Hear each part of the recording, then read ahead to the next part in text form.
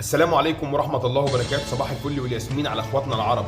انا عايز اقول للعرب والسعودية والمصر وكل دولة لسه واقفة على رجلها كلمتين اتنين في 30-40 ثانية بالكتير قوي يعني.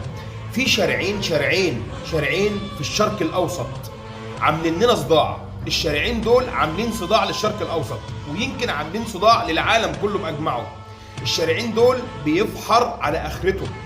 الشارعين دول ما يعرفوش قدرة مصر اللي انتم مش تعرفوه. عايز اوصله للعرب والعالم كله، احنا عندنا قوة داخل الجيش دي مسطورة محدش بيكشف عنها ابدا مش ممكن يكشف عنها. اولا عشان العين، والله العظيم صحيح، اولا عشان العين والحسد. عندنا رجال يعني انا مش عايز اقول لكم بسم الله ما شاء الله ولا حول ولا قوة الا بالله العلي العظيم. دي قوات خاصة لوحديها على جنب عمرنا ما كشفنا عليها. يعني ممكن الراجل فيهم يوصل لطوله 2 متر وربع، 2 متر و20، والله العظيم ما بكذب. تمام كده، القوة دي مستخبية. مصر عظيمة يا جماعة. ما هنش الأوان أن نوحد صفوف العرب؟ ما هنش أوان أن نوحد صفوفنا؟ ما هنش الأوان أن نوحد صفوف العرب ونبقى ظهر وإيد واحدة؟ ليه ما شفتوش سوريا ولا لبنان ولا فلسطين ولا السودان ولا. تحياتي لكل مواطن عربي شريف، تحياتي لكل مواطن سعودي، تحياتي لكل مصري شريف. تحيا الجيش العظمة، الجيش مصر العظيم. وده مش كلامي، ده كلام رب العباد.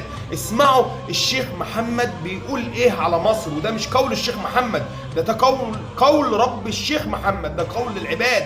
البلد الذي أنزل فيها الأنبياء وهي بيت الأنبياء، البلد الذي تجلى عليها جل جلاله تجلى على بعرشه على مصر وعلى جبل الطور. كلم فيها خاطب سيدنا موسى من وراء بدون حجاب، وهي مصر. اسمعوا ماذا قال الشيخ محمد عن مصر أم الدنيا. ويا ريت لو سمحتم بعد إذنكم لايك وشير وكومنت واشتراك في القناة عشان يوصلكم كل جديد. اسمعوا ماذا قال الشيخ محمد عن مصر، اسمعوا ماذا قال عن مصر. يا ريت تسمعوا بقلبكم وليس بعقلكم، لأن الله لا ينظر إلى وجوههم ولكن الله ينظر إلى قلوبهم. واستحلفكم بالله العظيم اشتراك في القناة عشان يوصل لكم كل جديد. تحيا مصر وتحيا جيش مصر، أقوياء العالم. وأي حد يا جماعة بيقول لكم جيش مصر التاسع والعاشر وال11، الكلام ده كله كذب. لأن جيش مصر الأول على مستوى العالم، إن كان في قوة أو في بني آدمين أو في أي حاجة، هو القوة على مستوى العالم وهو جيش مصر. والإحصائية دي يا جماعة مش بتيجي من الجيوش، الإحصائية دي بتيجي من رب العباد. جيش مصر ومصر مذكورين في القرآن. جيش مصر ومصر آية من آيات الرحمن.